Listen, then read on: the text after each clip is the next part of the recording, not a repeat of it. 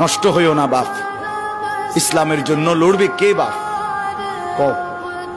মুরব্বীরা তো চলে যাবে বাপ।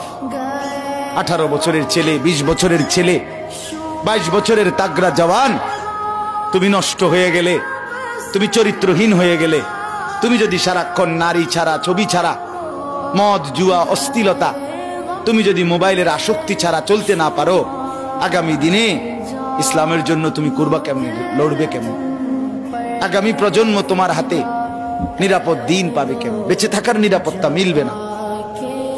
বেঁচে থাকা 53 বছর বাংলাদেশের বয়স, 53 বছরের সমাজে বেনামাজির সংখ্যা যদি এত বেশি হয়, 53 বছরের ভিতরে মোবাইলে আসক্ত যুবকের সংখ্যা যদি এত বেশি হয়, 53 বছরের ভিতরে বেপর্দা নারীর পরিমাণ যদি এত বেশি হয়, এত মসজিদ মাদ্রাসা চারদিকে থাকার পরেও যদি এই মসজিদ মাদ্রাসা ষড়যন্ত্রের কারণে কমে যায়,